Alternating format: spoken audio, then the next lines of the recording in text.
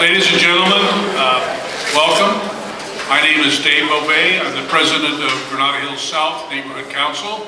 You are in Highlander Hall, Granada Hills Charter High School, and you are about to participate in what we think will probably be the largest debate of the CD12 campaign. Before we do anything else, we're going to have a salute to the flag. I'm asking our immediate past president of Granada Hills South to lead us. Brad Smith, would you lead us in the pledge? Please stand. Flag right here. Right hand over heart. Ready to begin. I pledge allegiance to the flag of the United States of America and to the republic for which it stands, one nation, under God, indivisible, with liberty and justice for all. Thanks very much. Please be seated. All right, let's go through preliminary things. I call this the flight attendant part. The restrooms are in the rear, men's and women's. Exit doors, there's 2 exit doors in the back, 2 exit doors on the side in case we have an emergency. How is that? I could actually get a job, right? I know a number of you have been asking for index cards. Brad Smith has some index cards. John Horn, raise your hand, way in the back. Both 2 of our directors have index cards, and they even have pens if you need a pen, if you have a question. They will also be collecting them as you fill them out, so just wave them, and they will come and pick them up, or one of our other committee members will come and pick them up. This has been a real, I'm not going to say rush job, but we've had about 3 weeks to put this together. And we've had a terrific committee to do that. And I'm going to ask them to each come up and introduce themselves to you and with their name and title. So starting on my right. Jason Hector, Porter Ranch Neighborhood Council, Treasurer.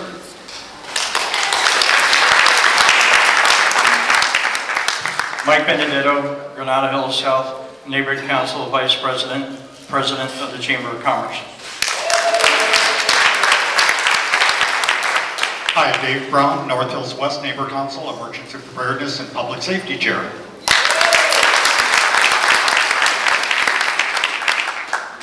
Karen Waters, Granada Hills North Neighborhood Council Vice President.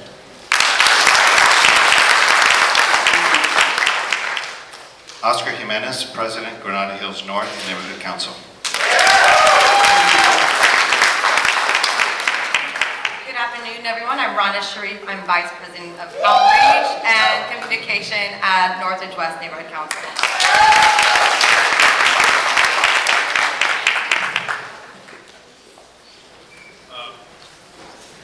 As you know, neighborhood councils are involved in a lot of things. The other committee member that put in a lot of work with this was Glenn Bailey. Glenn's at a budget advocate meeting today. They switched it on him from Northridge East. I want to acknowledge his participation and assistance in this. Also, one of our directors, Betty Byers, who's one of the people that was signing you in. Betty, are you there in the back? I think I see you with her hand up. Betty took notes for us and all the initial questions. Did a great job. At this time, I would like everyone who is a past or present director or member of a neighborhood council board to stand up, please.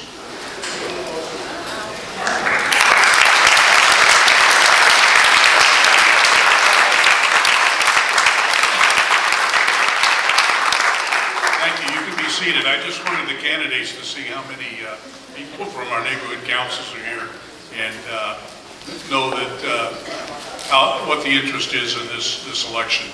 At this point, I'm going to turn this over to Raina, who's going to tell you a little bit about how this came about, and then we'll move to Michael, who's going to introduce our moderator. Raina? Thank you, Dave.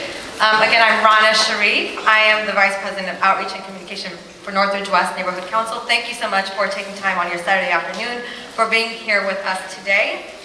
I want to begin by, it's a really exciting opportunity to have so many neighborhood councils come together. And as Dave said, we really had just under 4 weeks really to put this together. So I really want to honor the invisible labor that went into putting this together. So if we can get another round of applause for everybody that did this. Thank you so much.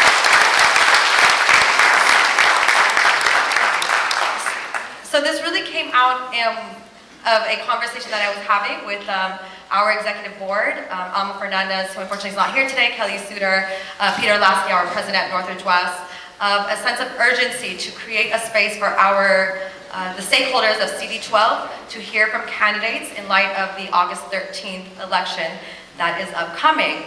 And with an initial email that I had sent out to the various neighborhood councils, here we are several weeks later bringing this to you. So it is in the spirit of collaboration that we come to you this afternoon, and we really appreciate once again all of you taking the time from your Saturday afternoon to be here.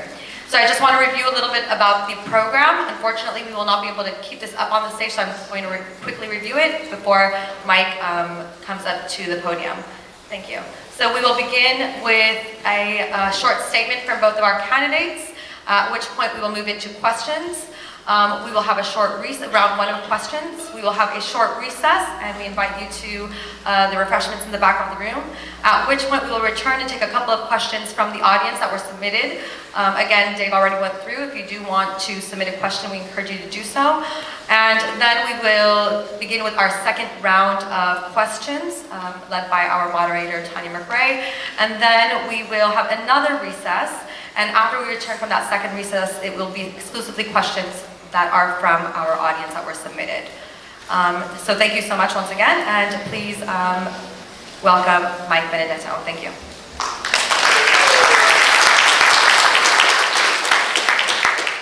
So once again, my name is Mike Benedetto. For those of you who don't know me, you're the lucky ones. I want to also acknowledge and thank Carlos Amador for doing the timekeeping. I'd like to acknowledge Rana for acknowledging the whole member board and everybody else who out there to help. As a matter of fact, she helped me so much, I'm putting her back in the will. Okay, now for the commercial part of this event. And of course, I want to thank all you for being here as well.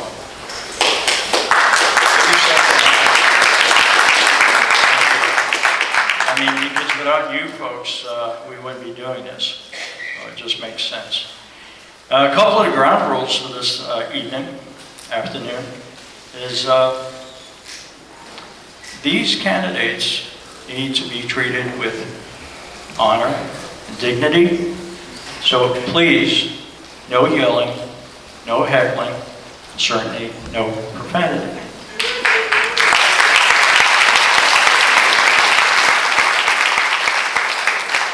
If you want to display signs, please do it at the back of the room, because we don't want anybody's view obstructed. Matter of fact, you can sit in the back row and raise your signs. The most important thing you can possibly do in America is exercise your right to vote. And if you want to support one of these candidates, you want to show your non-support for one of these candidates, just vote. Thank you.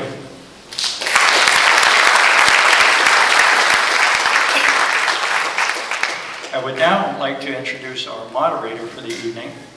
Tanya McRae is a reporter and multimedia journalist for Spectrum One News. She has a degree in communication from the University of Pennsylvania. She worked in television as a producer, a field director, a host, a reporter, and an anchor person. Tanya has been nominated for 4 Emmy Awards, 2 local Emmy nominations for her work as an investigative reporter at the NBC affiliate in Palm Springs, California, and 2 national Emmy nominations as a producer in unscripted television. She has won a Daytime Emmy Award in 2015 for Outstanding Lifestyle Program as a senior producer on the Oprah Winfrey series Homelessness. made simple. For Spectrum News 1, Tanya primarily covers lifestyle and civic issues right here in the Valley. Tanya has lived in Southern California for over 2 decades, even though she doesn't look that old. 12 of those years right here in the San Fernando Valley. I am proud, and it is my privilege to introduce our moderator, Tanya McRae.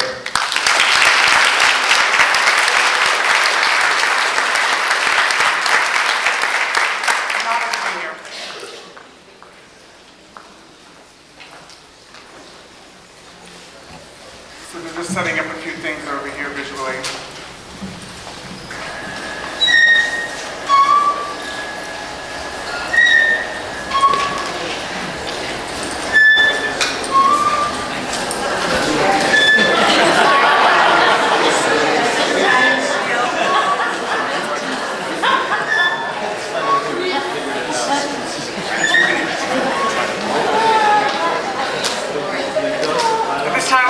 Our 2 candidates up on the stage, Dr. Loraine Lundquist and Dr.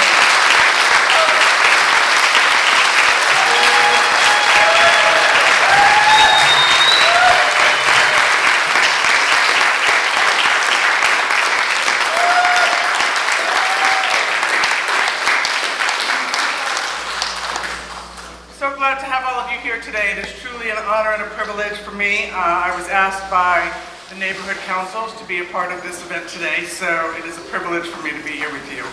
I would like to start by reviewing the debate rules with our candidates. We will start with brief opening statements. A maximum of 5 minutes each will be allowed. The District Council 12 neighborhood council members have compiled questions to issues they've identified as important in their communities. The questions will be asked to each candidate. We will alternate responses. You are then each allotted a 2-minute response. The council members have identified several questions for rebuttal for 1 minute. Additionally, we may allow rebuttal for other questions at my discretion and time permitting. We have a lot of questions to ask today. There is a timer that will assist you in tracking your response time. Your first introduction will be 5 minutes, and then it will be 2 minutes after that. The timer will hopefully prevent me from having to be over here doing stewardess waves at you. We will take a 5-minute break at approximately 2 p.m. Following the break, I will ask 2 questions submitted by the audience.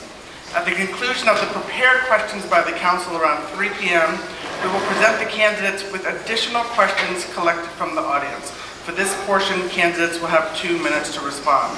So those of you who have submitted questions on index cards, we're only going to ask 2 questions during the break because we have another hour of questions that the neighborhood council members have already submitted.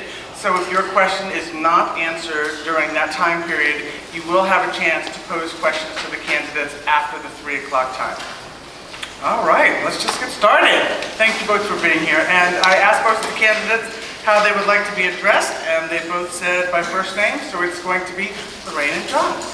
I did a blind draw this morning to choose who would answer first, and Loraine, your name was chosen, and then each subsequent question, I'm just going to alternate. So John, you'll start, and then Loraine will start the next one. So, opening question for Loraine.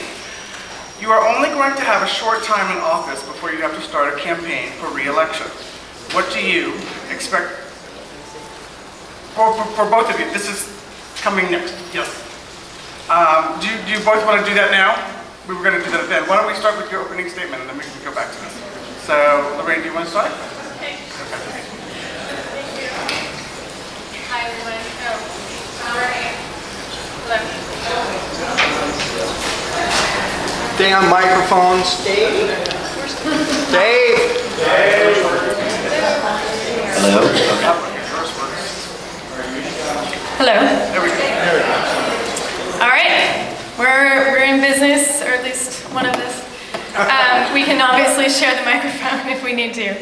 Thank you all so much for coming. I am so grateful to see so many people out here who care about your communities, who are here to be informed about this race. It is such an important thing to do when we live in this great democracy. So thank you also to the neighborhood councils who are sponsoring this event. As a former neighborhood council member myself, I am so grateful for all the work that the neighborhood councils do in our communities, and I think neighborhood councils are strongest when we come together and create great events like this one.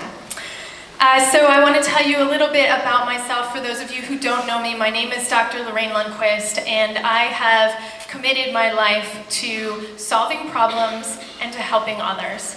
My background is from a working class family. My father was a career military officer. He's a decorated Vietnam veteran with two Purple Hearts and a Bronze Star. And my mom was a middle school math teacher. And they really taught me the value of education and service. And they taught me that I could do things I never dreamed that I would be able to do, such as I got to go on to have a PhD in physics from UC Berkeley. I designed and built a solar-powered car that I raced across the country. I went on to help launch a science research satellite that was a joint mission between NASA and the Japan Space Agency. I served for a time in Washington, D.C. as a Science and Technology Policy Fellow at the National Academy of Sciences. So I've had a great time doing lots of cool things in terms of science research, but my life really took a big shift after I became a mom. And when I had young kids, I really decided that I wanted to shift my life from studying the stars to working on solving problems here on Earth and making the world a better place for my children. And that is in fact what is driving me to run for office now. But it's been a long time coming. This shift happened about 11 years ago. My oldest son is 11 years old. And it drove me, first of all, to dive into the research on climate change and find out more about what is happening to our children's future. And that is what has taken me to my current job, which is teaching sustainability at Cal State University Northridge. I love teaching college students about their future, and that not only is this an incredible time to be living, but that we can turn this emergency into an opportunity for everyone, an opportunity to create a new kind of economy that's based on clean energy and one that is more equitable for everyone. And it's so much fun to watch the students take that and bring it into their communities in so many different ways. So for example, we've written grants together and worked on sustainability education in elementary schools in the San Fernando Valley. One of the things we did was teach fifth graders how to help their families save money on their Department of Water and Power bills, and we have saved nearly $250,000 worth of money on residents' DWP bills here in the San Fernando Valley as a result of those programs. My students have also mentored 50 different businesses, over 50 businesses in the San Fernando Valley, to help them learn how to implement sustainability techniques and save money on their water and power bills as well. I've also gotten involved in my neighborhood council. I've been the second vice president on the Northridge East Neighborhood Council and the co-chair of the Homelessness Committee there, as well as a founding member of the West Valley Neighborhood Alliance on Homelessness. And I want to say, this really isn't something that I ever envisioned myself doing.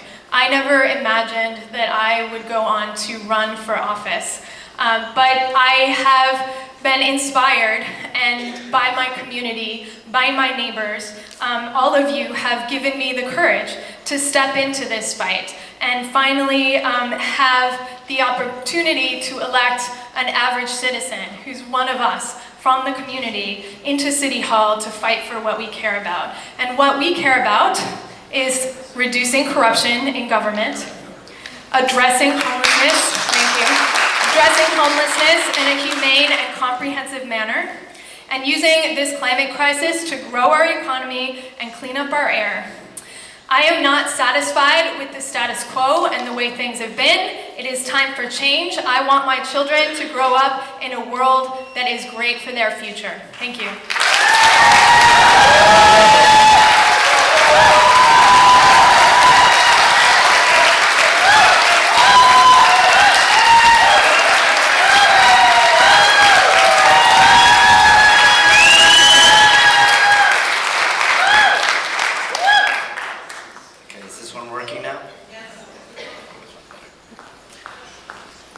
everybody. Thank you again for being here. This is just shows what our community, how much our community cares about what's going on.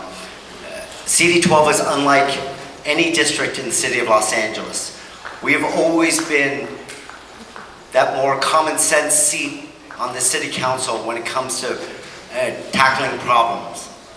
Let me tell you a little bit about myself so you can get a better understanding of who I am as a person. I've been living in this community since 1978, so over 40 years. I was born and raised in the Valley, moved here from Van Nuys, California at 8 years old. Went to elementary school here, Prairie Street Elementary School. Went to Frost Junior High School. And I went to this very high school that we are in today. I went to Cal State Northridge. And now, with my wife Sheila, I'm raising my two amazing children in this community because this is a community that raised me. This is a community that I love. And all my life, my parents, being immigrants, have taught me about how fortunate they were I think my mom came here in 1962 to come to this country and how important it was to give back to the community. So this is far before the times where you just did community service to boost up your resumes for college. My mom and dad told us that we needed to be a part of this community, and the way we did that was by volunteering. I started volunteering in this community when I was 13 years old, and that has continued into my adulthood. I serve on 3 boards here in this area that I'm very proud of.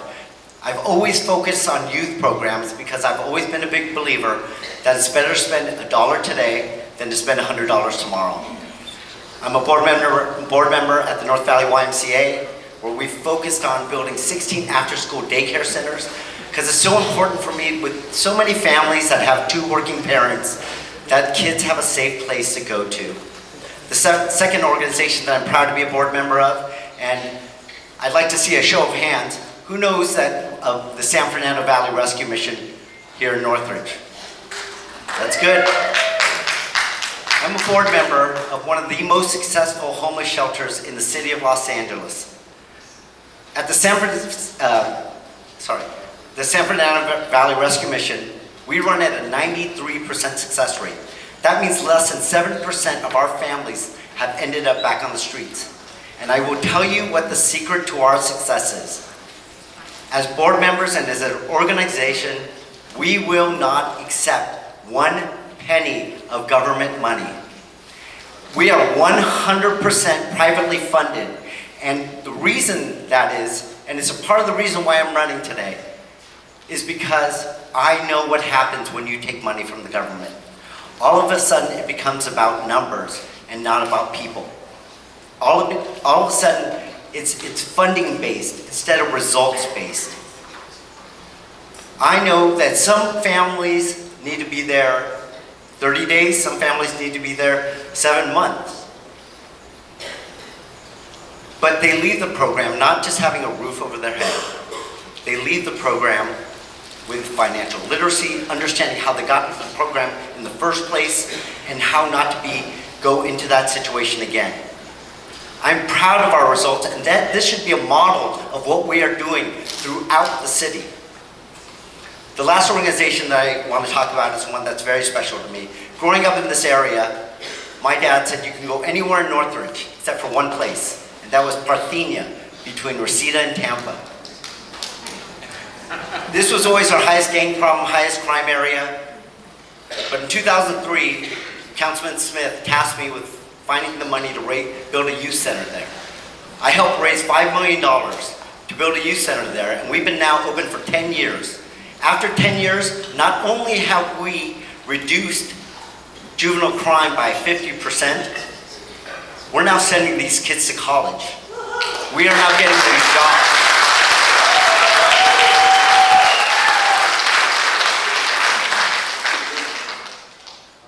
I'm proud to announce that this year, we had our first student get accepted to Harvard University.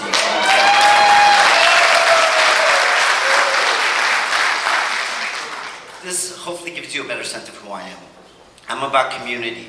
I'm about CD12. I'm a resident here. I will always be a resident here. This is where I'm raising my children, and this is why I'm running to be your next councilman.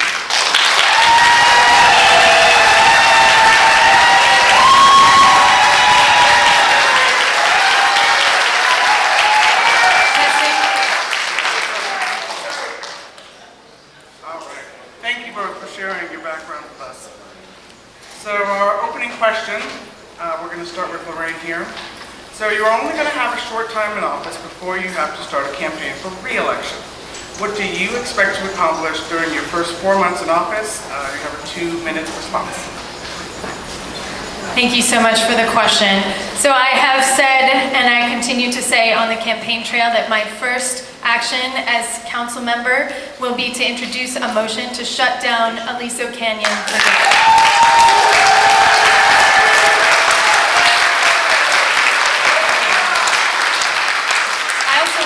started right away on spending the money that we have available on the table that you all as taxpayers are spending right now for solutions to homelessness, but that we have not spent in our council district at all. It is time that we make ourselves, that we avail ourselves of this money that you all are paying. It is time to help get people off of our streets. I also want to make my council district, my council office, a hub for service providers for homelessness here in the San Fernando Valley. So many times we have service providers who are so far away, and I want to make sure that we are convening service providers regularly in my office so that we are working to get people off the streets and make sure that we get people housed and meet the needs that they are having.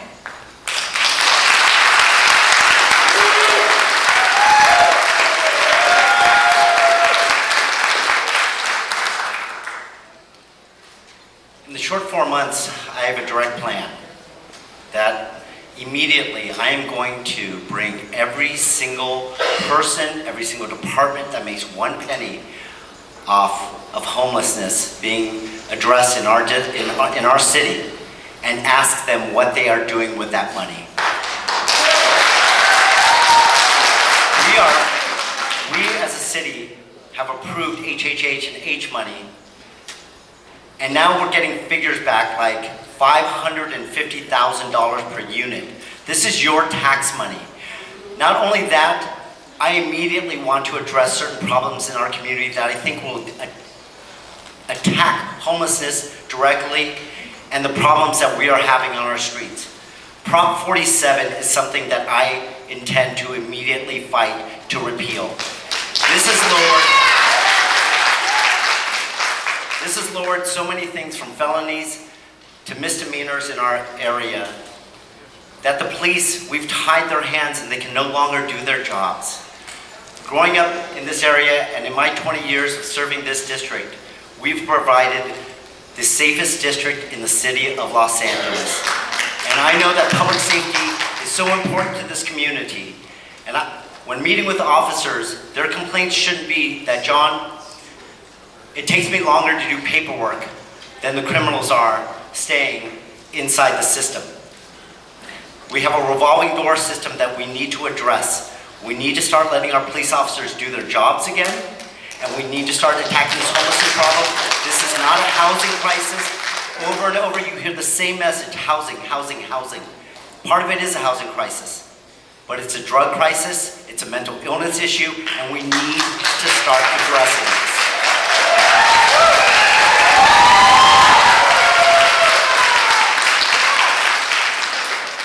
This is for each of you, Loraine. Your professional backgrounds and life experiences are very different. How do you feel your background will help you as a council person? Thank you so much. You know, I think many of us, whoops. Is it working? Okay. I think many of us are tired of electing people who have only been in staff positions or working, within City Hall without having any experience out in the real world. I have served as a scientist.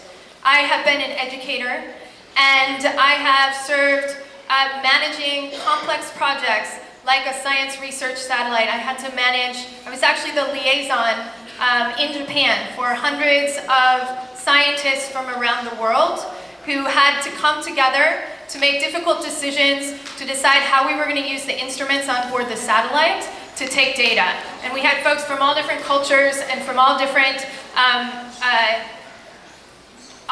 desires in terms of their own personal agendas for their research, and we had to manage those decisions. And I was the one responsible for being the liaison for those folks that were coming into Tokyo, where I was living at the time.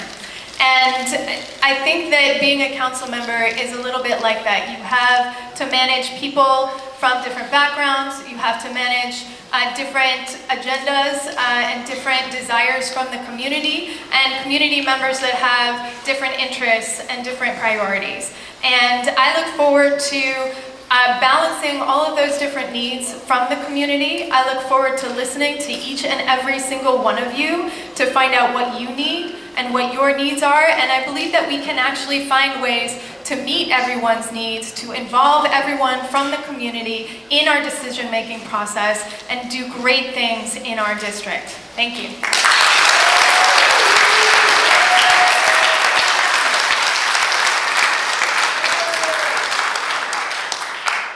Working in this community for so long, I believe I have the experience and understanding of not only understanding how to run a $10 billion budget in the city, but also the different needs of our different communities. The different needs of Granada Hills are far different than the needs of West Hills. And from my years of working with those individual neighborhood councils, those homeowner associations, I know what's important to them because we've been working on solving these solutions. This is a great district. This is a district that's come to appreciate a standard of living that we've always been different than the rest of the city. And I know what's important, and I'm working with you to fight for those quality of life issues. There are programs that we put in place that I've worked on for years, that I have the experience on, that allows CD12 to have more street paving than any other council district in the city of Los Angeles. It's not because I get more money, it's because I understand pavement preservation programs.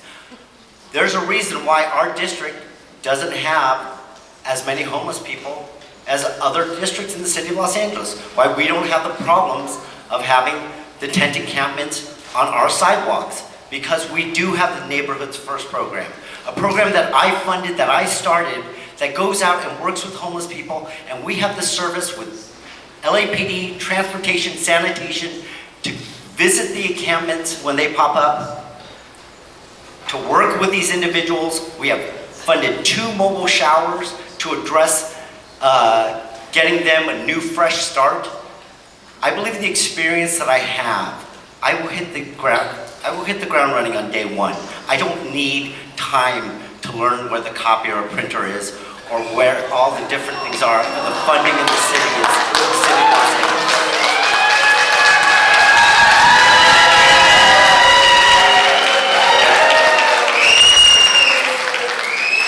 Okay, we're going to move on to our first subject. John, you're going to have the first response. Our first subject is environment. The Sunshine Canyon landfill is located in Granada Hills, and every year substantial amounts of monies in the millions are deposited. What type of community amenities would you like to see from the funds in the trust? 2-minute response, please. Yes, we're starting with you.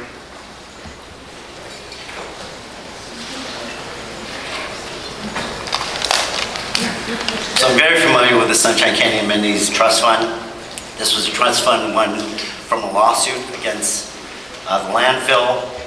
This money was sitting in an account for years and years, not being utilized by this community. And being a parent, I understand being on my PTA and my booster club and how hard it is and the lack of funding that our schools get. So instead of that money just sitting there, I have always fought to get that money into our schools. In fact, the very school that we are sitting in has benefited from those funds. At least 25 different schools have received money from those funds to help them with computer classes, different aids, different programs that LAUSD is no longer funding. So I will continue that, but also working with the communities of Granada Hills to understand what their needs are and what they want to spend the money on. But I'm not going to ever apologize for spending this money on the schools, because this is where it's sorely needed. Our teachers don't have money, they don't get funding for paper anymore. And I'm happy to continue that and helping our schools in any way they can, and also fighting for the community with any different issues that they have, like we've done with the Sunshine Canyon, of creating more, repaving more streets, more community patrols in the area, funding community patrol. All those factors factor into why we have the safest community in the city of Los Angeles.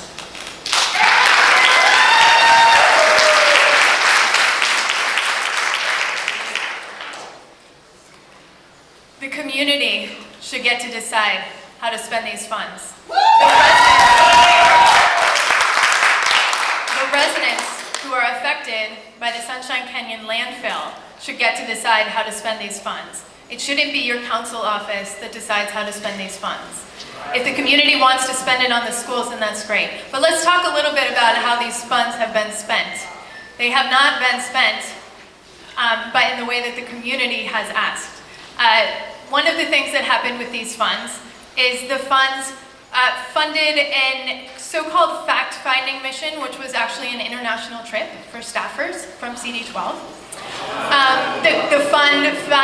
It funded a pool renovation, which we definitely needed a pool renovation there at Pennant Park, but $9 million. Have you ever swam in a pool that cost $9 million before?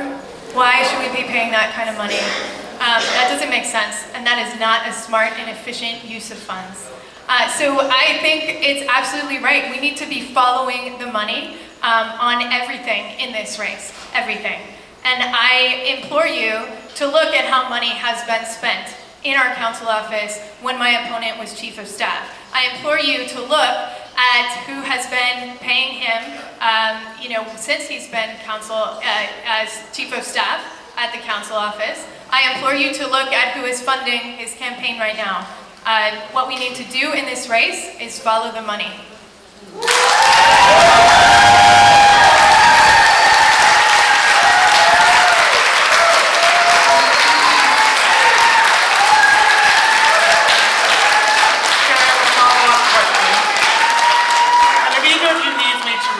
Question for you, just let me know. So I have a follow-up question for that. The ordinance creating the trust requires an advisory board which has never been established. Will you commit to establishing the oversight committee for the Sunshine Canyon Community Amenities Trust to, quote, advise on the projects and the related priority? John? As long as there is timelines on how to spend this money, because the money just sat there and was used for different promotional things that I didn't think that this money was being utilized for this community. So I'm happy to have that group and set up that advisory group, as long as they're truly spending this money on the community and for the community. And let me just answer about one thing that my opponent just said about following the money. Absolutely. I've been 100% transparent about who is funding my campaign. I need you to follow the money on my opponent. People from out of this state, from out of this district, I have raised more money in this district than my opponent. Why? Because this community understands who I am. She's receiving, the last report was $90,000 from a hedge fund manager in New York City who doesn't even know where CD12 is or located or what our needs and problems are. She talks about fossil fuel money and accepting that when companies like Sempra have donated to her super PACs. I have always been open about all the different organizations that have supported my campaign, and I ask her to do the same.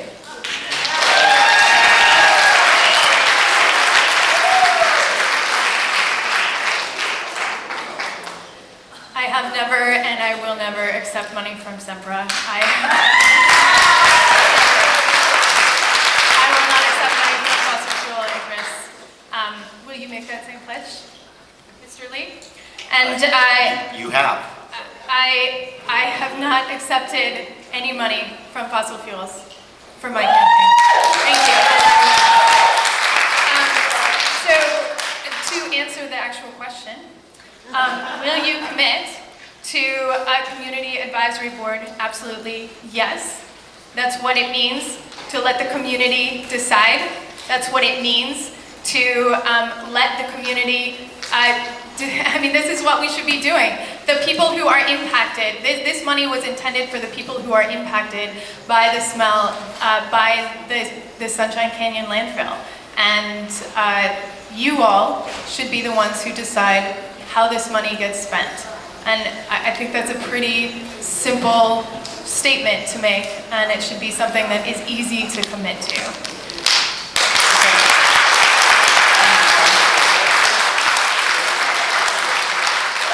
Question for both of you, starting with John, continuing on with environment.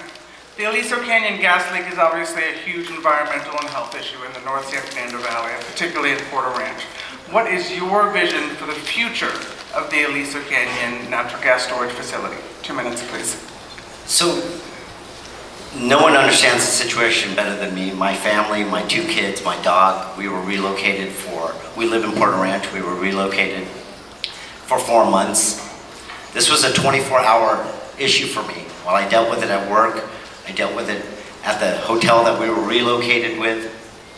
I volunteered on the Citizen Advisory Committee. My wife who's here today still suffers she has to take a steroid inhaler to address this. This issue is important to me. But the problem is that the past governor put a 10-year mandate on this to shut down this facility, but yet there is no 10-year plan. When I get elected, I need to go up there to Sacramento, fight with the PUC and Dogger to get a plan to shut this place down. Now, we have to understand there always has to be a plan involved. We have to understand that, this energy that we use just doesn't magically appear if we get rid of this site. We have to have a plan in place. I plan on holding their feet to the fire. The reason why during the June 4th election that I overwhelmingly won Porter Ranch was because the community of Porter Ranch trusts me and knows that I understand that this place needs to be shut down and we need to do it in a responsible way.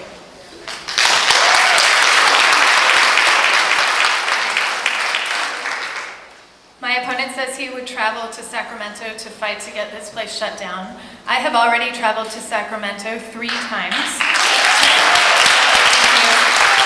as a member of the community. Going to Sacramento with members of my community to go and to fight to get this facility shut down.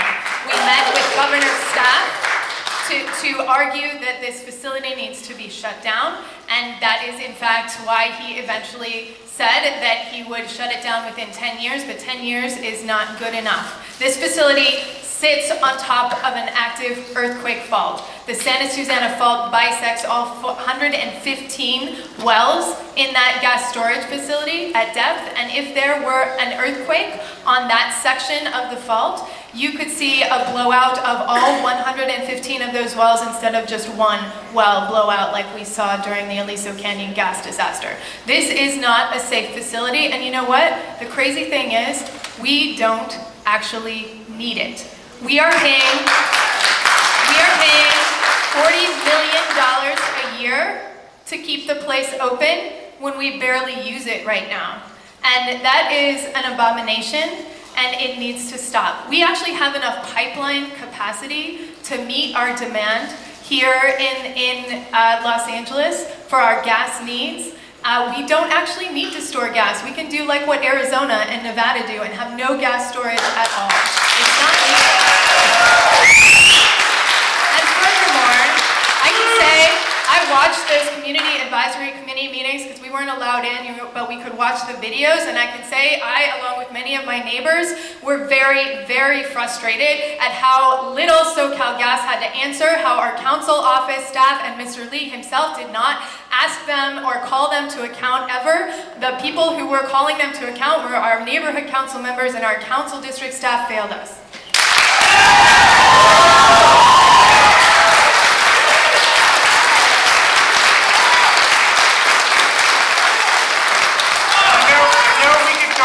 With that particular issue, but we're going to keep moving because we have to keep on schedule with so many questions to ask you about. So we're going to move on to public safety now. So Loraine, I'm going to start with you. As a general question, what would you do to improve public safety? And do you have any specific initiatives in mind? 2 minutes, please. Great, thank you so much. I am so grateful that we do live in CD12, but many of us know that we can improve our public safety. One of the ways that we can do that is that we can empower our LAPD, our police officers, to spend time doing what they are trained to do, which is to fight crime. Right now, they are spending too much of their time interacting with homelessness, with people experiencing homelessness in various different ways. I want to make sure that we are doing much more outreach and work with people experiencing homelessness with people who are trained to do that, which is social workers. And I want to make sure that our police officers have the time and the opportunity to do what they are so good at doing, which is fighting crime in our neighborhoods. I have also proposed specifically a package theft program. That was a program that was done in 3 other cities, all of which happened to be about the size of Council District 12, in which the police worked together with private security camera companies, the Ring doorbell companies, for example, to do a package theft sting operation to help reduce package theft in those cities. It was tremendously successful, and I would like to bring that here to Council District 12 so that we can reduce package theft here in Council District 12.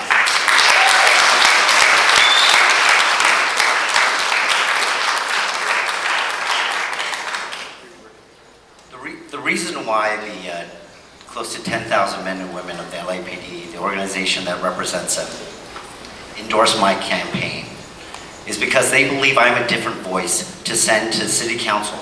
When we talk about the status quo, my opponent's approach to homelessness is the status quo. It's the same thing that the mayor, that all 14 other council members are talking about. Do you see an improvement in the homeless situation? We need to start letting our police officers do their job. Another thing, when we talk about being honest up here, about honest where we're getting our money from, my opponent needs to be honest about comments she's made that she believes that the LAPD is too big of a part of our city budget. We need more police officers. In major cities, per capita, we do not have enough police officers here in the city of Los Angeles. We need to start addressing this problem. We need to start lowering response times. We have an opportunity with the Olympics coming up, just like we did in '84. I'm starting to work with them on a plan that we are going to have a national recruiting plan to bring more officers, but we also need to keep our officers here as part of LAPD, we need to pay them better. There's no reason that they are making less than the average of other police divisions in the state of California. Because they get trained and then other law enforcement agencies swoop them up. They put their lives on the line for us every single day, and we need to support them any way possible.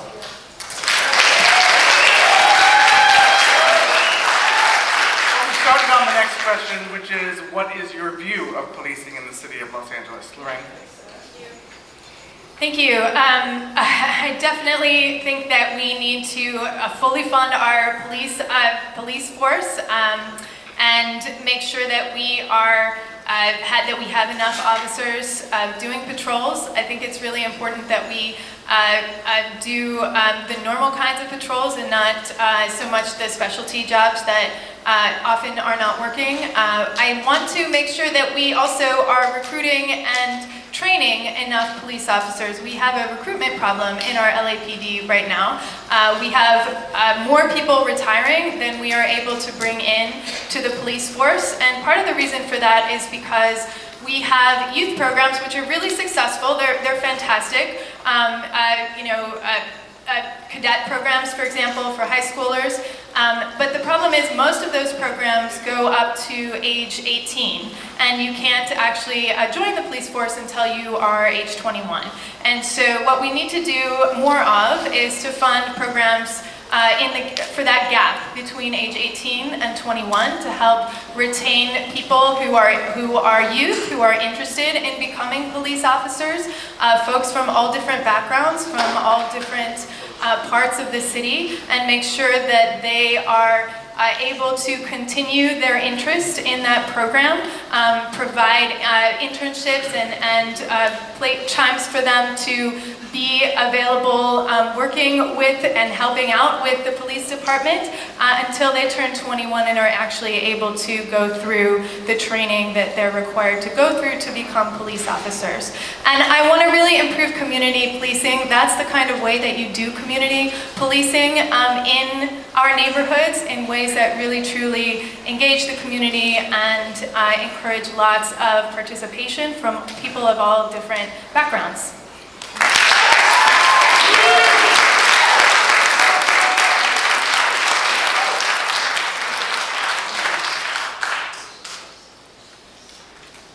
I'm glad that my opponent agrees on community policing, because I think one of the reasons why Devonshire is such a success, why CD12 has the lowest crime in the city of Los Angeles. Not only do we have the best division here serving us, we have the most community people that are involved in our division than any other division in the city of LA. Because under our time in our community, we have had patrol teams, surveillance teams, volunteer bike teams, volunteer equestrian patrol teams. These are the eyes and ears when City Hall, even though we pay the most taxes, takes our resources away from us. But one of the simple ways that we can get more police out on the streets is during the downturn, the economic downturn, we thought instead of, because the mayor at the time wanted to keep the number of officers at what it was, they fired all the civilian people who do the back work. So what did that do? That just brought police officers back off patrols and back into the station. We need to start hiring those civilian positions back, and we will immediately see an upturn in how many patrols we get back on the streets. It's a simple fix. It's something I know because I understand what they need here in the city of Los Angeles. So you both mentioned that we need to hire more police. The question is, how many more and how would you pay for it? Loraine. Well, I do think that it makes sense to hire, what my opponent is saying, I completely agree about in terms of hiring civilians to do the civilian jobs and empowering our police to do their ordinary patrols and fight crime. I think that we can do this with the regular budget that the city has, I think, budgets are really about priorities and making sure that we have the right priorities in place for our communities. There are a lot of opportunities for us to save money on things that are really not working well. And using our police officers to do outreach to people experiencing homelessness is one of those things that we're not doing well, that I would like to reduce in terms of our use of resources. So I would make sure that we are, in both cases, in terms of the people who are, doing the kind of work that our police officers are doing should be our ordinary patrols that are actually fighting crime in the district. And John, how many police do you think we need and how do you think we can pay for it? Well, obviously I'm going to have to take the lead from LAPD on this issue. They believe they need immediately to be at a number close to 13,000 instead of close to 10,000.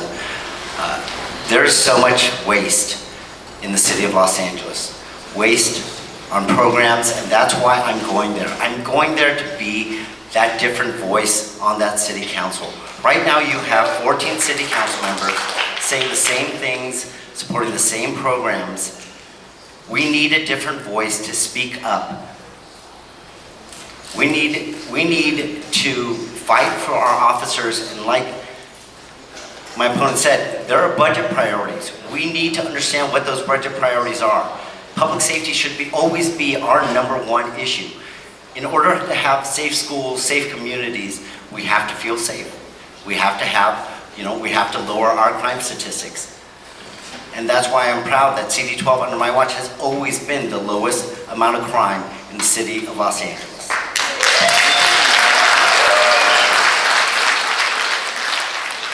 And one more question in regards to public safety. What would you do to crack down on street racing and speeding on residential streets in CD12? Loraine? Thank you. This is a big problem. A lot of folks that have talked to me about street racing, in particular the noise from street racing, as I go door to door. For example, there are specific locations. I think it needs to be handled in different ways in different places. In some places, we have the opportunity to put rumble strips like we've done in some parts of our district to stop street racing and to reduce street racing. In other places, what we need to do is take preventative measures. So for example, there are some places in the neighborhoods of Porter Ranch where the same people come every week to the same place at the same time to do the street racing over and over and over again. What we need to do is make sure that we ask our police officers to show up at that time. We know when they're there. We need to do take some preventative measures to have people there watching the situation and patrolling at the right times in the right places. John, street racing and speeding. This is an issue I have to focus on. I have to focus on it because my wife will make sure that I focus on this. This is an issue that my neighbors and I deal with living at Mason, on Mason and Rinaldi, and having wide open streets, 4 lanes, straightaways that encourage these kids to come over there. Number 1, I help fund something called Motor Gospel Ministries, where we provided tracks for these kids that want to, in a safe environment away from homes in the area. And you can look on my website to see more about that program. But we also need to address the problem that we have here in the district, rumble strips. But police officers need to be able to at least cite the offenders. Right now what happens, unfortunately, is they have an ability, when it's right in front of my house in Mason, to just simply block off one side, block off the other, and instead they come in, shine their lights, they scatter. There's no repercussions anymore. There's no repercussions to so many things here in the city of Los Angeles. We need to return to the rule of law. There has to be some law and order in our area, and we have to allow our officers to do their jobs. So we have a lot more issues to address: homelessness, energy, parks, budget, ballot measures, but it is 2:10. So I am going to call for a 5-minute break for everyone to grab a drink, go to the bathroom, stretch your legs, and I will start questions again in 5 minutes. Thank you, guys. Interfere with the community. So for example, sidewalks can be blocked, and we need to make sure that the rules are followed. That's absolutely true. We need the rule of law, and that's exactly what's happening here, is that we are finding ways to enable individuals to start up micro-enterprise businesses, to become micro-entrepreneurs, to be able to find ways to feed their families, to have jobs, to serve the needs of this community, and to do it in a way that doesn't interfere with the community in a way that is safe and clean and effective service of food in a way that doesn't hurt the existing businesses that we have. And I think that we as a city have room for this, but also it's really important that we do it right. We have to make sure that we enforce the rules. We have to make sure that we make it so that this system actually works for everyone.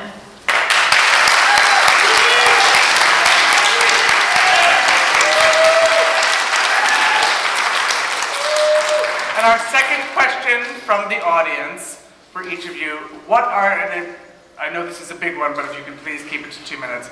What are your top 3 issues you have prioritized if you are elected? 2 minutes. Loraine, let me start with you. My top 3 issues are: number 1, restoring trust in government. That means, yes, that means many things. It means ensuring that we root out corruption. It means funding campaigns with people, not with dark money or special interests.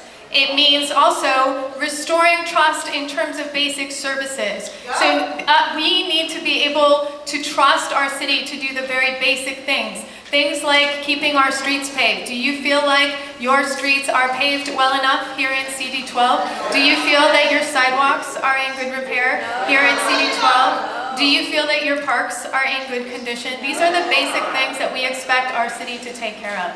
Number 2, homelessness. We have people living on our streets, and we need to address this crisis. It will take many different ways of addressing this crisis because different people are homeless for different reasons. In some cases, it's a mental health problem, and we absolutely need more mental health treatment options. We need more mental health services and better ways to address the mental health crisis that we have. We have some people who are on the streets because they're addicted to drugs, and we need more substance abuse treatment facilities, and we also need to know that we are actually spending the money that we have on the table, which is available to do what we know the evidence shows is the best way to get people off of drugs, which is to bring people indoors and provide substance abuse treatment programs. And we aren't spending that money right now. And then lastly, I want to empower Los Angeles to lead on the clean energy economy of the future that will bring great jobs to our district, great industries to our city, and improve the future for our children.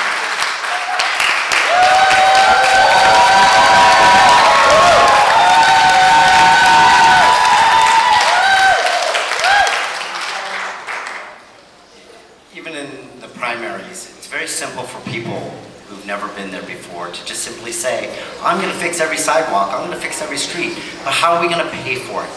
That's the question that none of them can answer. And my opponent's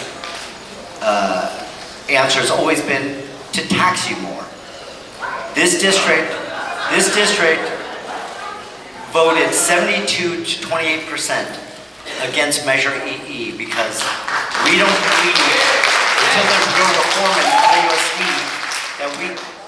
that we're willing to pay more to a failing system. We need to focus on public safety. We have to focus on the homeless issue. We have to focus on bringing resources to this community. We have to focus, again, the way to break the cycle for future generations is we need to start working with our youth again. We need to start offering trade programs. We need to start offering them different options. But number 1, and like I've always said, we cannot have a good community until we have a safe community. So public safety will always be my number 1.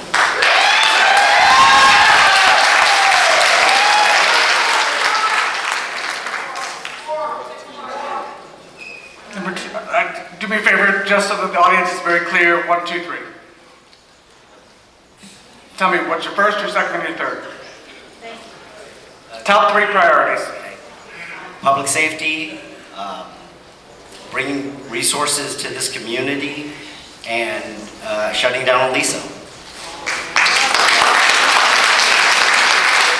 I just want to let I just want to let the audience know that this is the last call for audience questions at the table over here to my left. So if you have any other questions that you want to ask the candidates at the end of this is the last call, so please submit your questions over the index cards. Okay, I'm going to now return to questions that have been compiled by the neighborhood councils. We're going to move on to homelessness, which the two of you both started talking about already. Homelessness is perhaps the most critical issue facing Los Angeles and CD12. Even though CD12 saw only a modest increase in the number of homeless over the last year, the issue is obviously very complex and ongoing. John, I'm going to start with you. Do you agree the safe parking initiative for homeless people living in their vehicles should be a priority? And what is your plan for implementing this initiative in CD12? 2 minutes, please. Just in terms of safe parking or homeless? Just safe parking. Yeah, we need to provide places. But these places have to be not in our communities. In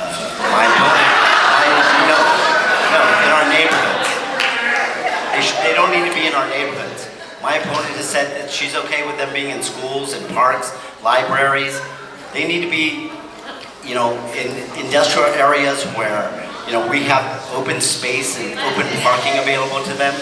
So yes, of course I support it, but I need to get these out of our neighborhoods and not in front of all of our businesses.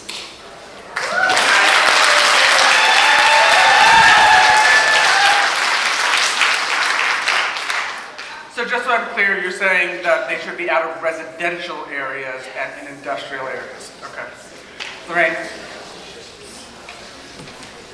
Here's the thing. We have people sleeping in their cars in our communities right now.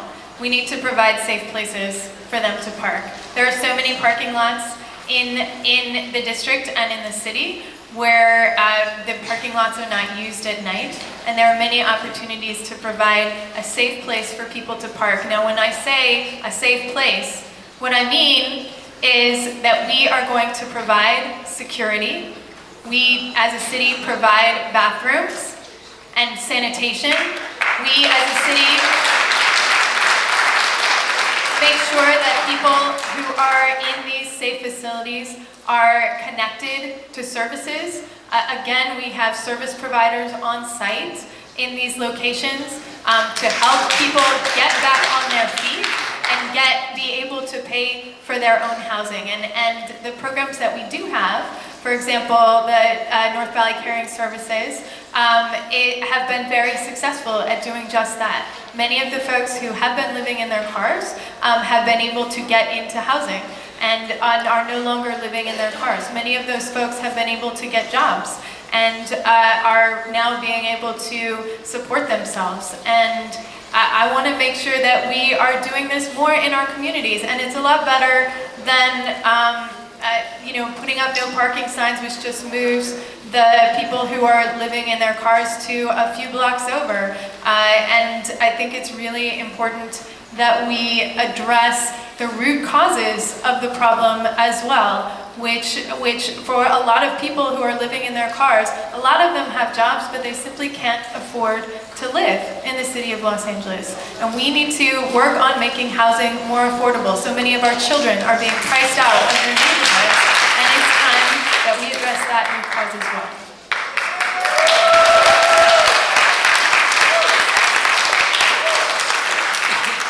Next question in homelessness issue. How would you use your discretionary funds to address the homeless situation in CD12? John? Of the two people sitting up here, only one of us has actually done something on homelessness. We've opened up a 90-bed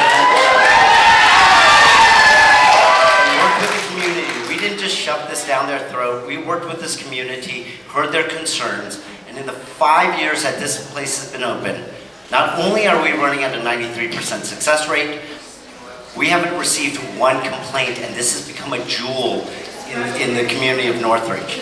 And as far as using our discretionary funds, of course, we need to use our discretionary funds to, we need to place I've always thought that we needed to change certain zoning laws in our manufacturing areas to allow different times for cold place shelters. I'm happy to use my discretionary funds to address that need because too many people are dying on our streets. Too many people this last winter were freezing out in the cold and we just didn't have enough beds. So if my discretionary funds can be used for that in some of the abandoned places, absolutely.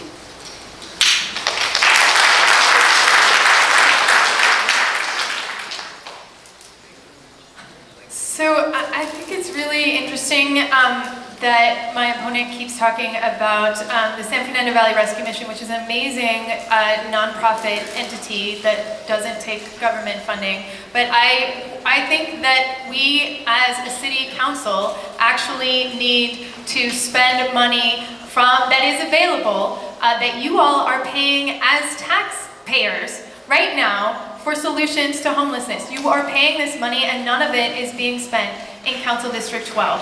And I think that when we talk about what would you do as a city council member, we're not talking about the volunteer time and the great places where you volunteer. I have also volunteered my time in helping homelessness in lots of different ways. As the co-chair of the homelessness committee on my neighborhood council, we banded together with other neighborhood councils in the area and we go out, we bring meals to people and we use that as an opportunity to connect to individuals, to help them get connected to the coordinated entry system program, to make sure that they can get connected to the services they need.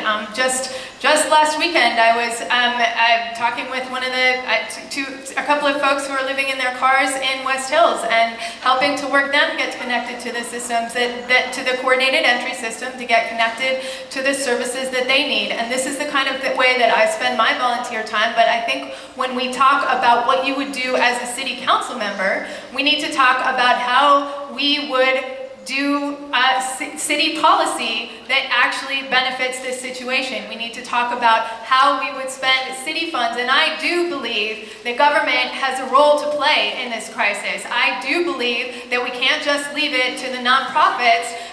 We have one shelter in CD12 that has 90 beds, and it's a wonderful place, and it provides tremendous opportunity for those 90 people, but we need to do more.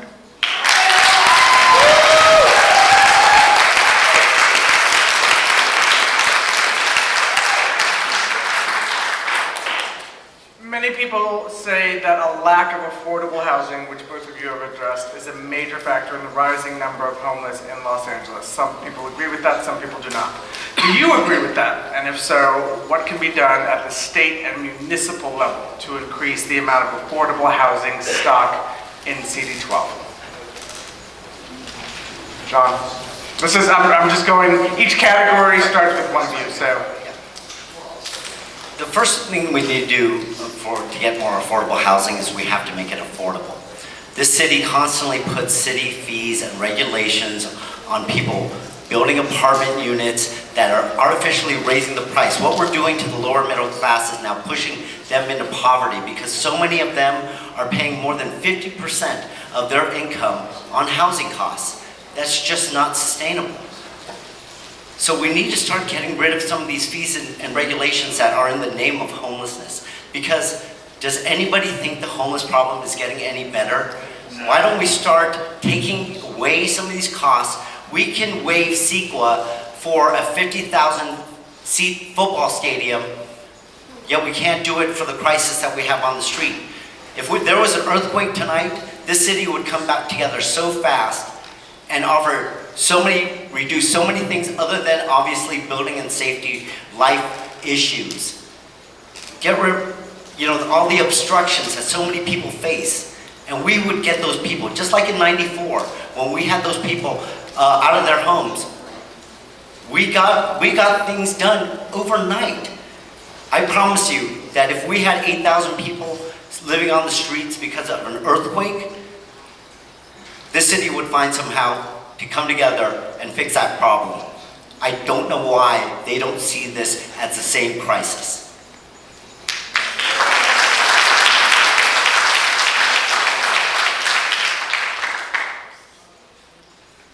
Well, I agree that I absolutely agree that in major crises, we do find ways to house people, and we should be doing that. And I'm wondering why our council office has not been doing that. Why hasn't that been happening?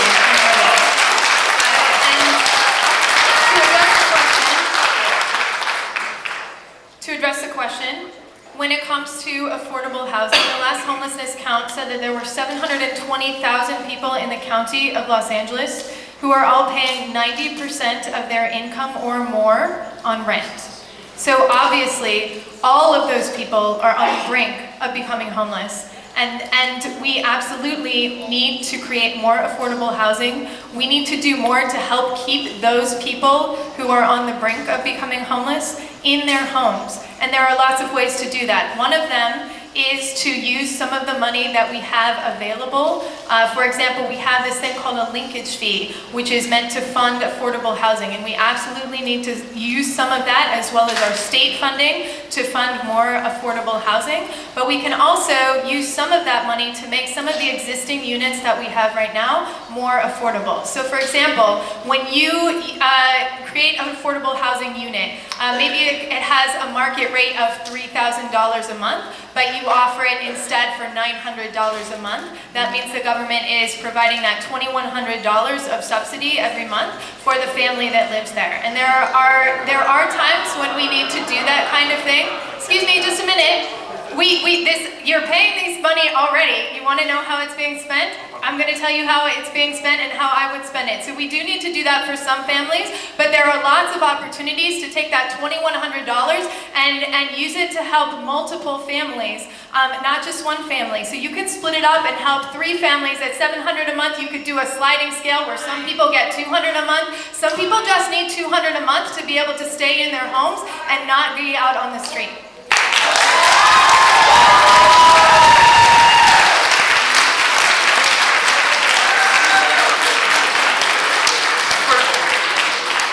For this one, since there was some connection, John, do you have a rebuttal? And you get 1 minute. I love when my opponent somehow discounts my work of keeping families that are truly one paycheck away off the streets as something that I volunteer at. This is something I think should be a model of what we're doing. I bring in PTA groups, community groups, because you know why? I want to open more of these. Because I think if you visit the San Fernando Valley Rescue Mission, it's not exactly what your mind goes to. You automatically go to the worst idea of what it is. And it is the prettiest thing. You wouldn't even know it was in your neighborhood. We need to help those families that were one paycheck away. Right now, loss of programs, if I'm trying to help 2 people stay in their homes, no, you know what they tell me? No, they have to be homeless first before they qualify. Was there something specific you wanted to talk about in terms of what her comment was? Yeah, that whether I'm a volunteer or a council member, doing these things, they matter. And she can't just discount them as me just being a volunteer at them.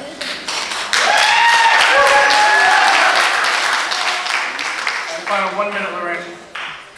I'm sorry, I didn't mean to discount your time as a volunteer. I think all of the volunteering time is incredibly important, and I am incredibly grateful for all the work that so many of our community members do volunteering for homeless people, and I think the work that the San Fernando Valley Rescue Mission does is incredible work. I would love to see it expanded. What I'm talking about is asking the question of what would you do in your capacity as a city council member, because that's the question that's being asked here. I think that all of us have lots of great opportunity to volunteer our time. I think that work is incredibly important, and I want it to continue, and I want it to expand. But if you think about the work that the San Fernando Valley Rescue Mission does, they don't serve everybody. There are restrictions for who can go there. If you have a substance abuse problem, then that's not an option for you. So we need to make sure that as city council members, your city council member is using the office to address these problems. I'm going to use your tax money for $550,000 units. I'm going to move on. My last question in the issue of homelessness. Currently, CD12 has no bridge housing within our boundaries. What is your plan for bridge housing in CD12, and have you identified a 20,000 square foot lot near a homeless encampment within CD12 boundaries that qualifies for bridge housing to be located. John, 2 minutes. Again, I'm the only one up here who's actually worked with this community to place a homeless housing center, because we know that we have to work with the community, and wherever we place this, I promise you that it's not a dictatorship. We need to work with the community, we need to listen to the community, we need to listen to your concerns, and we need to build this in a place that's right. No one knows what Chatsworth needs more than Chatsworth. So it needs to be somewhere where it's a place where, yes, if they're telling me that some of these places need 6 police officers, and they're telling me it's not dangerous for our neighborhoods, well, I don't need 6 police officers at the rescue mission. So if I need 6 police officers, you're telling me something. So I want to make sure that we locate these places in safe areas, and I promise this community that I will work with you on placing those places in areas where we can all come together in understanding that where it needs to be the most help for the homeless community.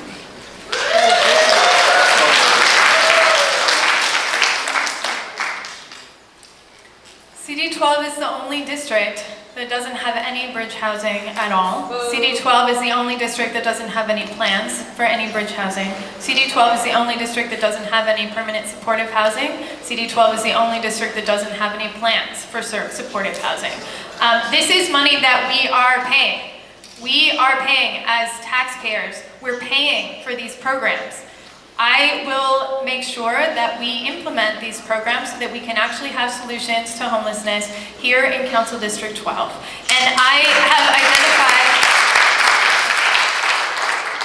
have identified a number of properties that are possibilities for not only supportive housing, but also for bridge housing. And I want to make sure that we involve the community in making those choices. So I don't want to just present you with 1 or 2 options where it feels like the council member has made a decision as to where to put the locations. What I want to do is to offer a whole suite of different options and have the community really, truly decide, really, truly have a robust community input process where everyone gets a say, where everyone gets to work together to solve this problem, because we all know that it's better to have people indoors than to have people sleeping on our streets. We all know that it's better to connect people to services like drug treatment services, that it's better to help people get back on their meds if they're experiencing mental health problems. We all know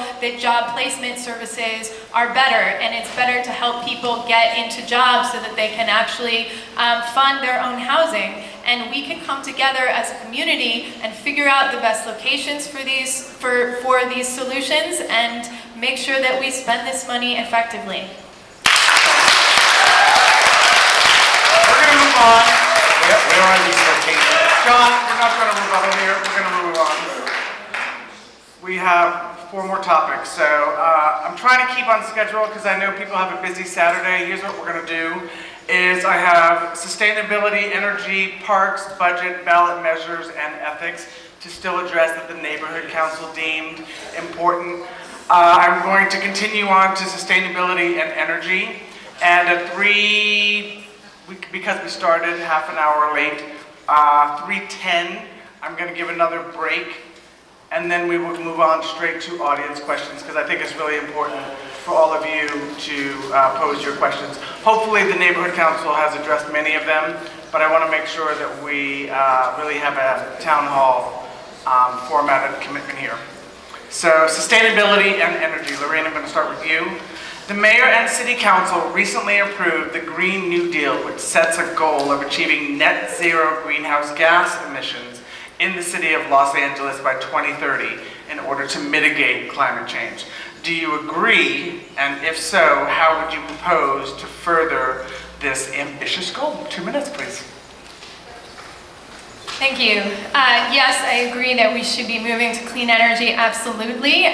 This is imperative for our children's future to make sure that we stop burning the fossil fuels that are impacting their future. In fact, here in the San Fernando Valley, we are experiencing some of the problems of burning fossil fuels more than the rest of the city. Here in the San Fernando Valley, we had 49 days last year where it was considered unsafe for children to play outside because of the air quality. That's actually true in the San Fernando Valley. It was a lot fewer number of days in downtown and on the west side and in other parts of the city. And the reason is because of the heat here.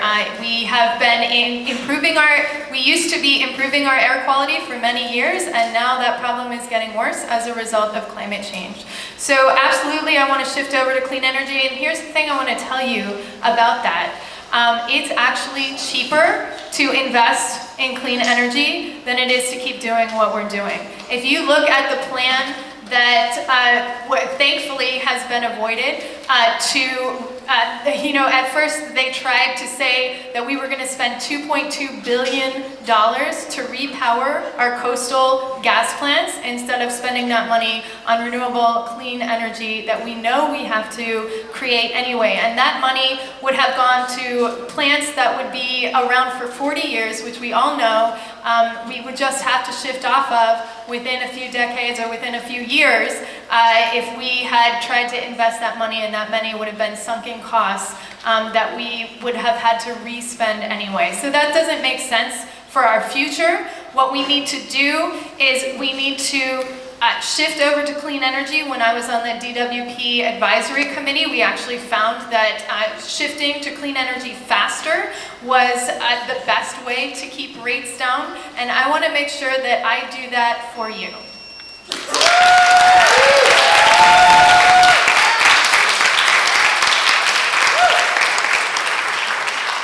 Of course, we need to move towards sustainability. I'm not some climate denier. I understand that, we need to make changes, but I believe that the city of LA has made a lot of changes. I think that we are leading the world in some of those areas. In this area, but not at the cost of our economy, not at the cost of good paying jobs. These elitists like to come up with these plans, but they don't take in concern of how the working person is going to pay for these changes. When she talks about this DWP program and how somehow this report has come out that it's somehow going to be cheaper, it's just not true. I talked to the ratepayer, one of my volunteers talked to the ratepayer advocate at DWP, and they're telling us that information has not come out yet. The report that she's referring to is one done by Food and Water Watch that just doesn't take everything into account. Your fees will go up with her programs at homes 3 times the amount. Thousands of jobs will be lost. In a time when we're experiencing the worst homelessness problem that we've ever experienced, we're going to start putting more people out of work? This is not the way. We lead by example in LA. We've been leading by example in LA, but we can't have an aggressive plan that does not make sense for our economy and for good jobs and for good middle-class working jobs. I know this is a lot. Let me do this. I just want to move on to ethics, and then we're going to do some audience questions, and I will let you respond. We just need to address a few more things. We're going to move on to ethics.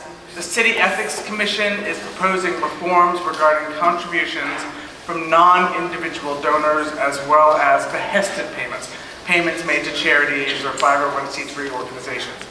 We're going to start with you, John. What do you consider the boundaries between a city council member and a developer? 2 minutes, please. I'm always 100% disclosure. If I'm raising money for a charity and my name's on it, then I need to report that to the city, whether it's just as an honorary chair or if I'm actively involved.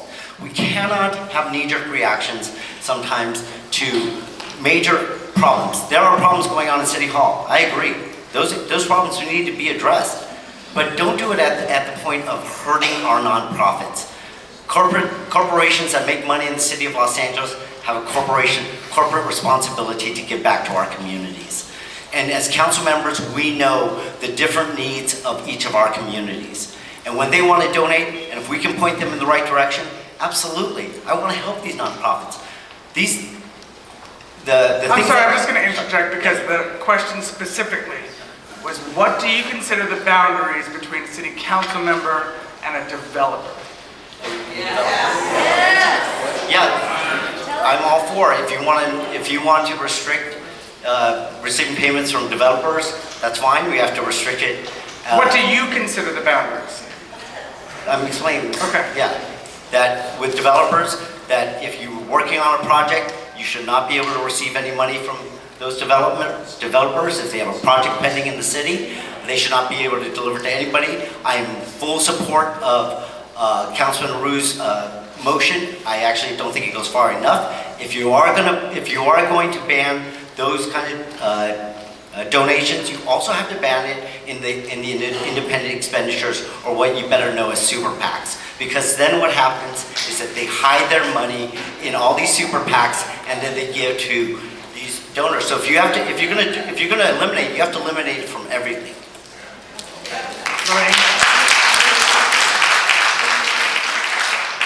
Well, I completely agree. I am in absolute favor of banning payments from non-individuals, banning payments from developers, banning the HESTED payments. And I agree that it's really important to look at the independent expenditures, that we also need to ban it for independent expenditures if we have that ability. Unfortunately, the Supreme Court of the United States, I think in Citizens United, has said that we're not allowed to do that right now, but if, the moment that we're allowed to do that, I absolutely want to ban that as well. What I'm also doing is I am also personally not taking money from developers in my campaign.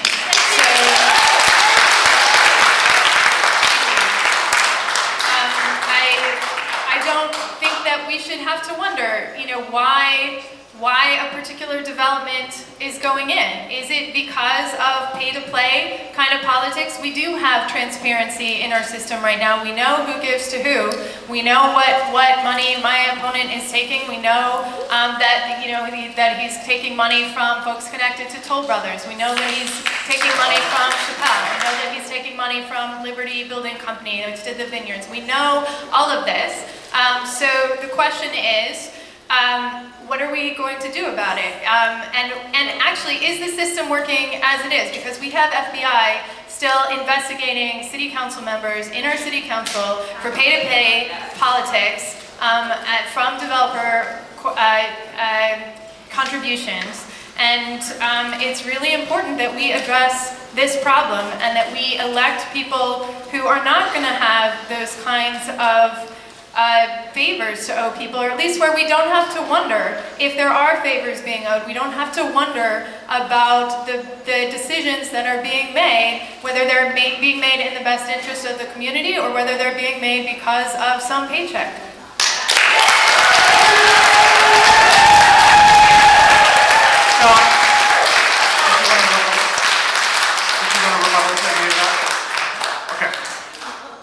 I am going to move on to parks, and then we're going to take our break, and then we're going to have audience questions. Loraine, I'm going to start with you. What would you do to improve the maintenance of our existing parks, and in particular, graffiti removal? Thank you. Absolutely. One of the main priorities that I'm running on is improvement of basic city services, and that includes maintaining our parks in great condition, maintaining clean and making sure everything's in good repair in the parks, and removing graffiti. So one of the things that happens in our city sometimes right now is that you can report graffiti problems through 311, which is fantastic, but we don't often have much communication back. When we report any kind of problem through 311, we don't really find out as citizens when we report things what's going on with that request. Sometimes even you have requests that are closed, but the problem still exists and you don't actually know why the request was closed. So I definitely want to improve the communication with the 311 app, and I want to make sure that we fully fund our community and our Parks and Rec services to make sure that we actually are taking good care of these parks. And also, another thing that we do need to do, we have people sleeping in our parks right now, and we need to make sure that we provide the services needed for those people. I want to convene service providers in my council office who are there for all the different service providers, Department of Mental Health, people working on substance abuse problems, people working on domestic violence shelter issues, people working on those folks who are aging out of the foster care system. People are homeless for so many different reasons. And we often don't see the service providers here in the Northwest Valley. So I want to train someone on my staff to work daily with those service providers, make my council district office a hub for service providers where we can actually work on individual cases in the district. We have 660 people who are homeless in Council District 12. That's a lot. It's way too many, but it is a number that we can actually address every individual problem.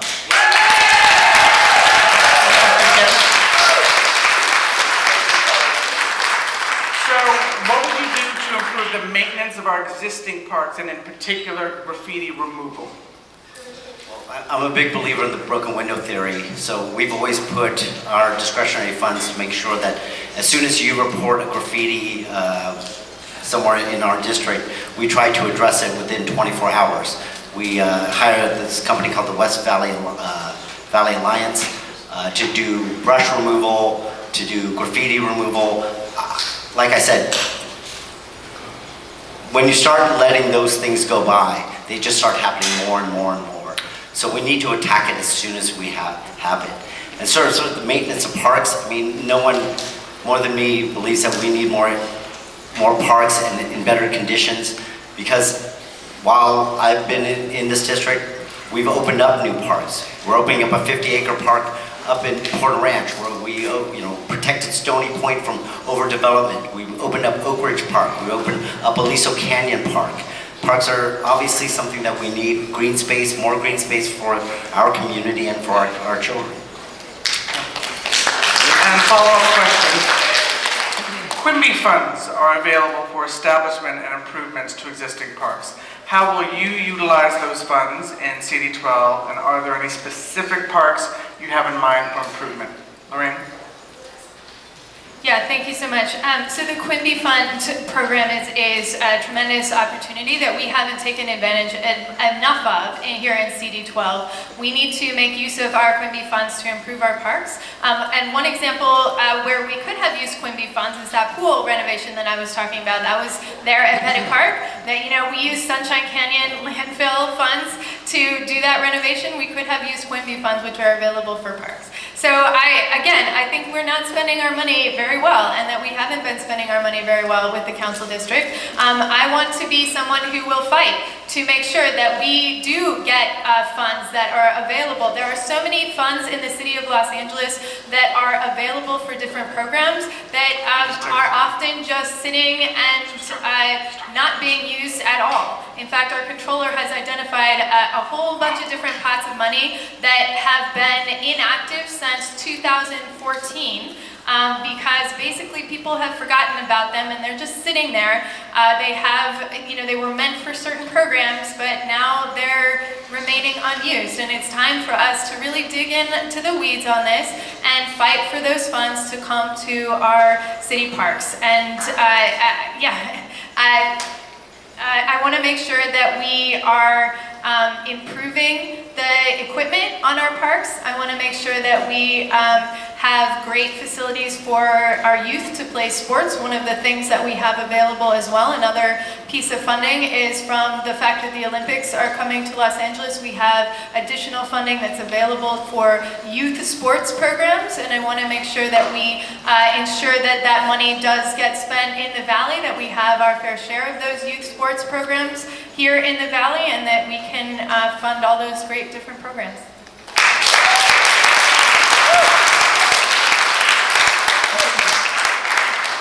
CD12, we have been using those Quimby funds. That's how we are opening up a 50-acre park that's going to have an outside amphitheater to improve, be a place for the community to come together on weekends to enjoy free concerts in the park. In this area, you can only use QIMBY funds within a radius of certain projects that develop those QIMBY funds. So sometimes they don't go used until you can gather enough for specific projects. If I was to be able to change that law and use all the QIMBY funds in CD12, I would put it towards the Oak Ridge House right now. The Oakie House is an area right next to Chevy dealership. When she talks about me, like with developers, different things like that, the community supports me because of how many bad development projects I've always fought. And Oak Ridge House is one of those. The Oakie House is located right next to Chevrolet dealership. It was going to be developed into 26 homes. And I thought this was sort of a travesty because I wanted kids to see a representation of what the valley used to look like. And so we stopped that development. We bought that, we raised the funds to purchase that, to make it a permanent city park. And now we need funds to rehab the Oak Ridge Estate. We built a beautiful park there now, but we need to, now that we have this historic site, we need to, put QIMBY funds towards that. So yeah, QIMBY funds, it's unfortunate, but we're limited. I wish we could expand the use of QIMBY funds to the entire district and use them wherever we felt they were most needed, but you can only use it in a radius of the project that it was created from. Since you brought that up with the state, I'm just going to do a follow-up question. This is a question from the audience.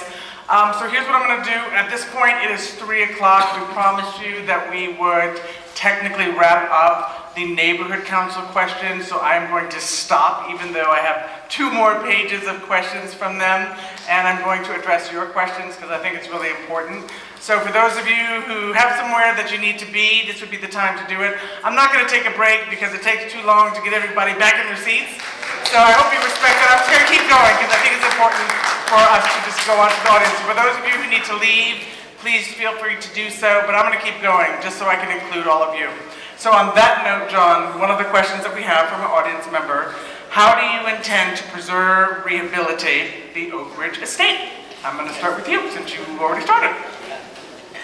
The Oak Ridge Estate is a historic monument in our district that we need to use QIMBY funds for. I've been very successful bringing in different outside funding, federal funding, working with business groups, working with Hollywood. This was Jack Oakey's house. We have pictures of him and Clark Gable playing cards together there. I mean, it's something that I think that we can work with the entertainment community to understand that maybe we do need some type of a museum or something that, recognizes all the movies that used to be shot here, but also all the different actors and actresses that, used to live right here in the San Fernando Valley. Okay. Loraine? Well, it's a great place where we can agree again. I'm a big fan of the Oak Ridge Park, and I want to make sure that we, well, first of all, I'm proud to have funded a sign there with funds from our neighborhood council, and I want to make sure that we do preserve this area. We do need more funding to make it more accessible and available to the public, to have there be interactive exhibits that actually explain what kind of a property it was and what the history of the property was. I think that's a tremendous idea. Next question, development.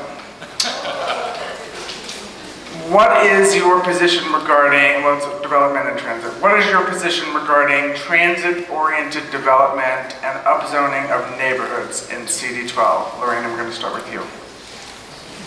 Thank you. So I want to say, first of all, that I think there's been a lot of misinformation about our current transit-oriented communities policy. Right now, our current transit-oriented communities policy does not allow for upzoning in single-family zoned areas. And the people who are saying otherwise are not being truthful to you. So I do support our current transit-oriented communities policy. I do think that there are opportunities and places where we can do more development to create more affordable housing, to create really good projects that actually benefit the community. And the best place to do that is around transit hubs. Where? And so there are lots. Transit hubs, so for example, around the Chatsworth Metrolink station is a perfect opportunity.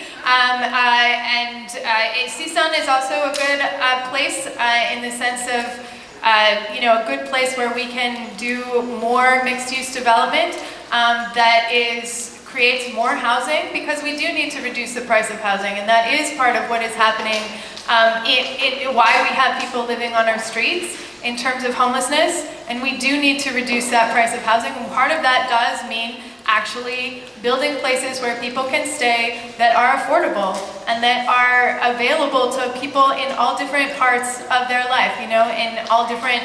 My students graduate from CSUN, and even when they get really good jobs after graduating, most of them can't afford to live here in the communities where they grew up.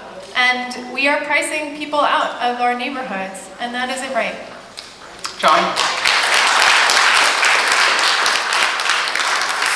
So the project we're alluding to, let's just say it is Nordhoff.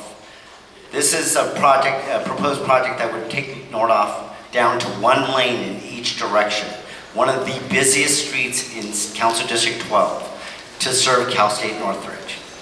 This is when they talk about upzoning, this definitely qualifies for all the different programs, for all the different things that the Sacramento is trying to push on us, that the fear that my opponent is okay with higher density in single-family neighborhoods. And we need to protect these neighborhoods. We have families, we have people that have been living in these neighborhoods for 30, 40 years. Some of them, this is their nest egg. This is what they're going to retire on. And now we are talking about more traffic on Nordhoff. That's only going to push traffic into their neighborhoods, put more traffic on Lassen, put more traffic on Parthenia. This is just a bad idea. I don't know why my opponent won't just take a firm stance and say what I am saying. I am 100% against this project because it does not make sense there. The places in CD12 are higher density make sense, and this is not one of those places. And when we talk about being honest, her volunteers are going around this community, not only saying that they're endorsed by the champion of this, Jay Bieber, that he's endorsing her, but also telling them that I am 100% for this project. I am 100% against this project. I want that clear. It's clear today, it'll be clear tomorrow. I don't know why we can't take a clear stance on that. I'm going to allow a rebuttal for 1 minute. So these things are simply untrue. My volunteers are not saying that you're in favor of the project. They're not saying that Please respect the candidate. So I have been very clear with my volunteers about who is endorsing who, and I would never say that you, Mr. Bieber, have endorsed me, because that is not true, and I never did say that. And I am trying to get all the appropriate information out to my volunteers. We have a list of endorsements. You're not on there. I don't know what to say about this. So in terms of this project, traffic is terrible, and we have money available on the table, and there are so many different options that we could use that money for to improve transit and bring these transit dollars to the North Valley. And what I'm in favor of is studying those options moving forward. So let's see a full traffic study. Let's look at our options to spend this money. I'm going to move on to something that we can all wrap our brains around, and that is yes and no questions.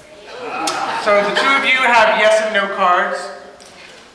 I am going to ask some yes and no questions that were proposed by our residents. There are 5 of them, and then after this, I'm going to close the meeting, and you all are welcome to continue the conversation in an informal setting. All right, we're going to keep this moving though. Yes and no, very simple. First question, do you agree that LAPD's hands are tied with respect to homelessness? Yes or no? Thank you. Your position on sanctuary city. If you are for it, yes. If you are against it, no. The concept of sanctuary city. What is your position on creating LA as a sanctuary city? That's the question. Yes? You are for it? Against? Yes or no? We can answer it later. It's not as easy as me saying Yes or no? Yes or no? Yes or no? So this is one that you don't go. Okay, I'm going to leave it. It's not as simple as yes or no. We'll move on. If you have any This is additional... not a game show where it's just a simple yes or no on these answers. I support the police department. I support what they tell me that they want. They don't want LAPD. You know, they want the opportunity to let immigrants speak freely on. John, I'm going to let you, if anyone would like John's additional answer to that question, you may ask it after the meeting. I'm going to keep to the format here. Next question. If an Airbnb or short-term rental is a nuisance with noise and activity, what solutions are there? This is not a yes or no question. I'm going to take that off the yes or no list because there's obviously no yes or no there. Here we go. Okay, they rephrased it. Do you agree or disagree? Airbnb or short-term rentals are having a negative effect on the homeless situation and on our property values, yes or no?